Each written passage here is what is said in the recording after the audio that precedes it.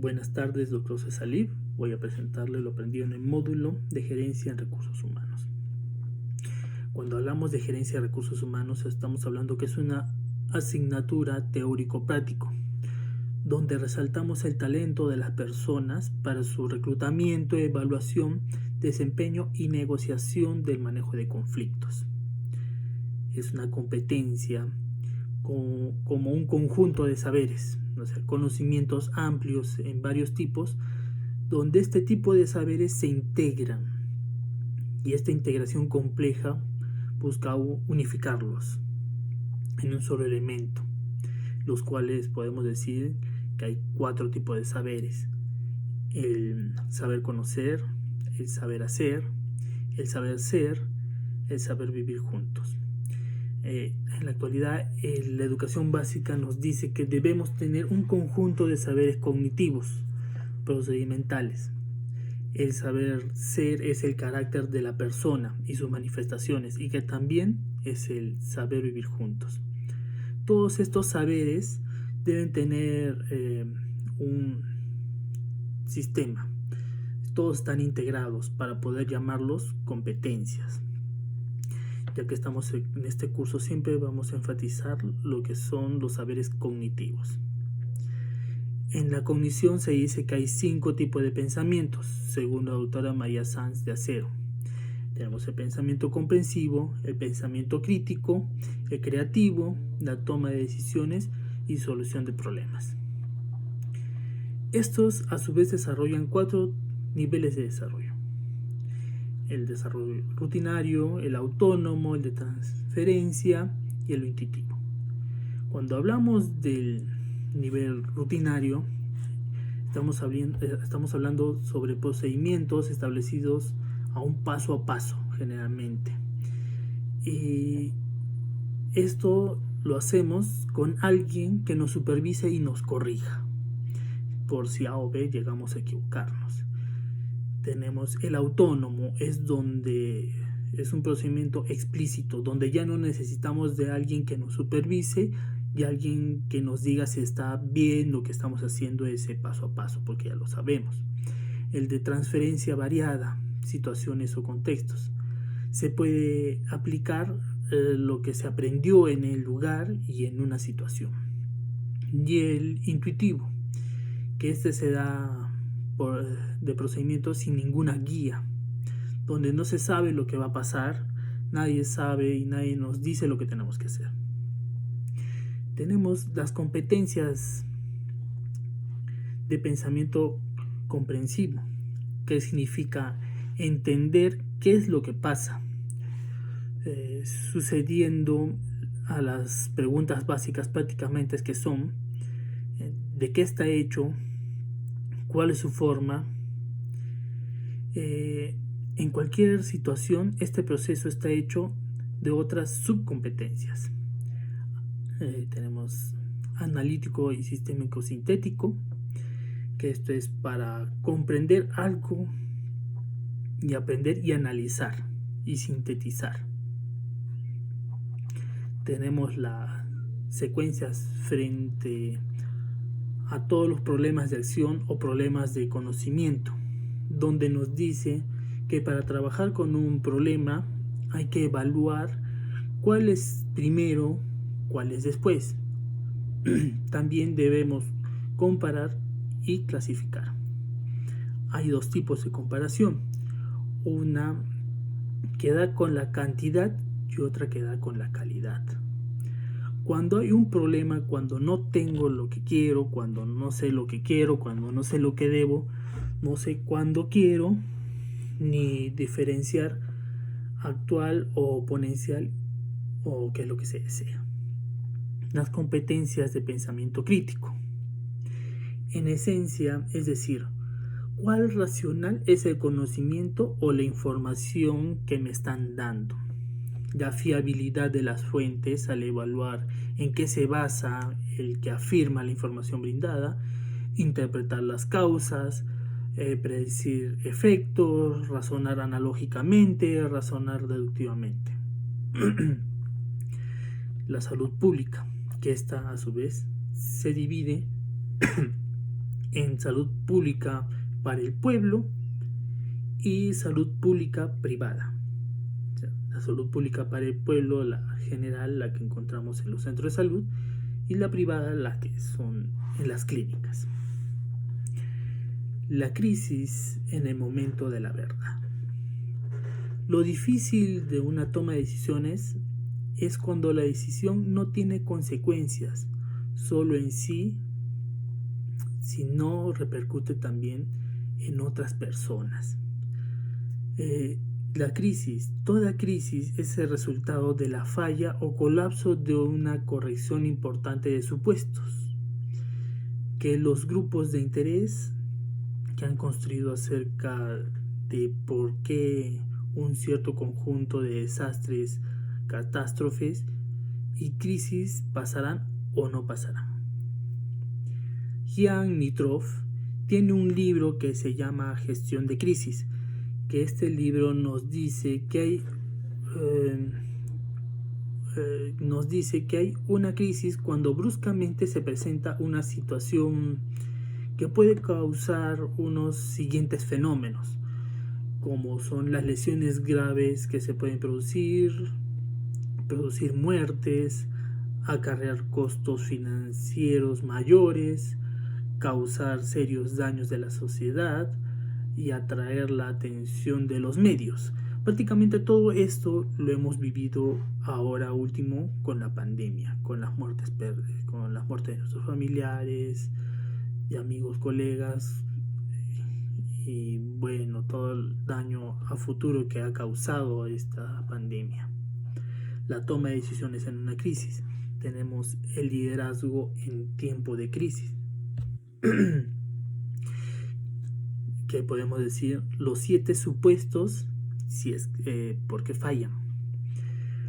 Por ejemplo, somos excepcionales por alguna razón, donde se puede decir con un ejemplo que nos brindó que en una población en la parte alta, en un cierto lugar, los pobladores de este sector dicen que ahora en esta temporada de pandemia son mucho más fuertes, son mucho más reacios y ellos pueden tolerar la enfermedad, son inmunes y no les va a pasar nada, que tienen los pulmones más fuertes por lo que son de la parte alta.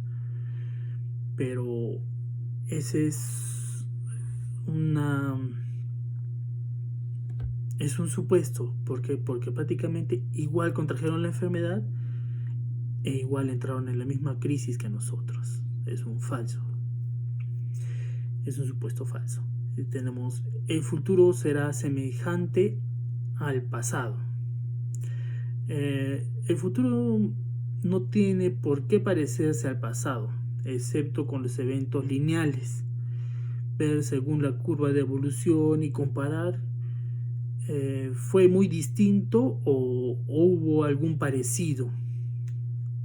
Por ejemplo, tenemos el evento del H1N1, comparándolo con esta pandemia, es una diferencia abismal. O sea, intentaron manejarlo de la misma manera, pero no se pudo.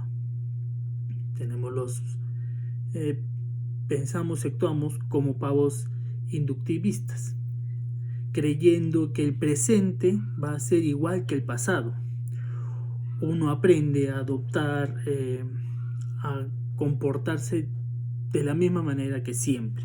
Se acostumbra a que siempre llegará la vacuna y no es necesario cuidarnos y o solamente con solo el lavado de manos y el aislamiento. Ya nos acostumbramos a que siempre nos den esa solución y nos exponemos al virus luego.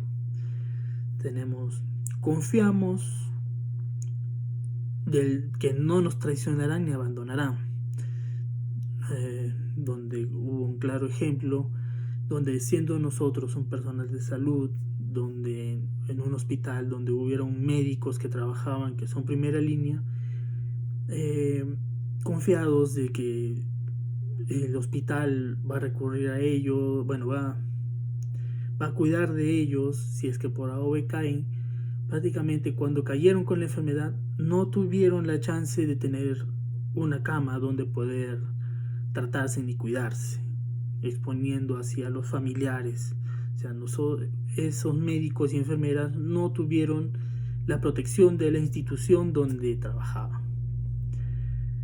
Confiamos en nuestras organizaciones que lo harán bien, confiándonos sobre la infraestructura de los hospitales donde laboramos, pero prácticamente no siempre es eficiente. A veces hay falta de insumos o lo que fue muy claro, la falta de camas UCI y X motivos. O sea, no podemos confiarnos de que llegará el material siempre para poder atender al 100% de la población. No se dio.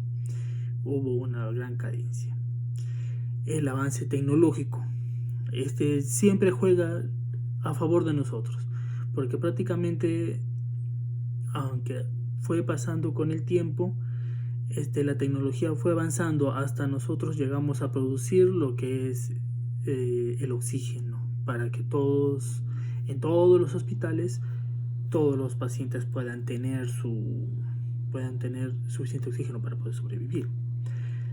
Y la gente comparte nuestros valores, desde donde nosotros pensamos que la gente, todos vamos a actuar de la misma manera, todos vamos a encontrar una solución.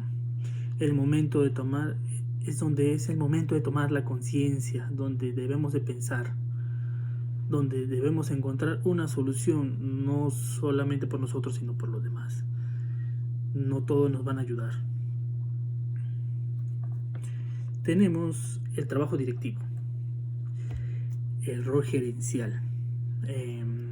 Estamos hablando de universalistas. Tradicional. El gerente tradicional tiene una función básica, los cuales son las 5 funciones básicas que tiene: la de prever, dirigir, organizar, controlar y coordinar. Estas también se basan a las relaciones humanas a las que tendrá este gerente con el grupo de trabajo. Tenemos la organizacional, que se entiende como la conducta que tendrá el directivo para el desarrollo de la tarea para llegar a la meta. Tenemos el político, que es el rol que realiza el gerente para llegar a la meta indicada. Las funciones del directivo, según Drucker. Tenemos 1. Fijar los objetivos, plantearse una meta y objetivos. 2. Organizar, cómo es la relación de la gente dentro de la organización y el organigrama. 3. Motivar y comunicar, dar un motivo a ese equipo de trabajo para que pueda trabajar como debe ser, que se pueda desenvolver de una manera positiva. Establecer patrones de medida. Esto se indica que cómo hay que trabajar. Y desarrollar a la gente. Incluso desarrollarse a uno mismo. O sea, no solamente ese grupo de trabajo, porque también nosotros tenemos que avanzar junto con ellos. Universalista. Esta se basa en el modelo de las relaciones humanas. Nos dice que el gerente motiva a la gente conociéndola, comunicándose, relacionándose con la gente. La organizacional, esta enfatiza el trabajo directivo, en no confundir con el ser o estar. ¿Qué hacen los directivos? Planifican, dirigen, organizan y controlan. Sus roles básicos: la visión de obligaciones, datos informales, blandos, y el énfasis en la relación en el entorno. El gerente heroico, el que administra exitosamente al grupo de trabajo y llega a la meta. El gerente estratega, el servicio es en el que se enfatiza En el servicio, la gente siempre recuerda que existe y hará un buen servicio de salud. La administración de recursos humanos. Tenemos que recordar que son personas en las que buscamos talentos. O sea, estamos hablando de personas sobre personas. Ese talento humano. Si hablamos de estas personas como recursos, estamos hablando de sus habilidades, sus conocimientos, como insumos para el proceso de la administración. Según la teoría de campo de Lewin, depende de dos suposiciones básicas: el campo psicológico, que tenemos el comportamiento humano, que depende del conjunto de factores no lineales por el conjunto de campos al que pertenece la persona, y el carácter de un campo dinámico, donde nos dice que el comportamiento humano según el evento en una determinada situación. Tenemos la administración de recursos humanos. El objetivo nos dice que los recursos humanos son eficaces y eficientes, donde uno puede darse cuenta que lo que son la administración, el objetivo de la persona. Desarrolla condiciones, recursos económicos y cultura organizacional. Y las técnicas aplicadas en los recursos humanos, tenemos directamente a la persona, prácticamente es la entrevista del gerente a trabajador. Indirectamente son los cargos ocupados en los planes genéricos. Tenemos el pensamiento analítico o sistémico, donde se evidencia la evidencia u objetividad. Plenitud ontológica, que esto es lo que quiere decir: las características del objetivo son el mismo objetivo. La reducción, donde tenemos que saber cuáles son sus elementos, cuáles son sus partes, saber de qué está formado cada parte. La simplificación, que avanzar, trabajar poco a poco por partes, desde lo más simple a lo más complejo, empezando desde la causa, porque nada sale de la nada. Y la exhaustiva, donde conocer una parte, debo de conocer todas sus pequeñas partes para conocer sus causas. Bueno, doctor, eso es lo aprendido en el curso. Se lo agradezco. Muchas gracias por el tiempo brindado. Que pase usted una buena tarde.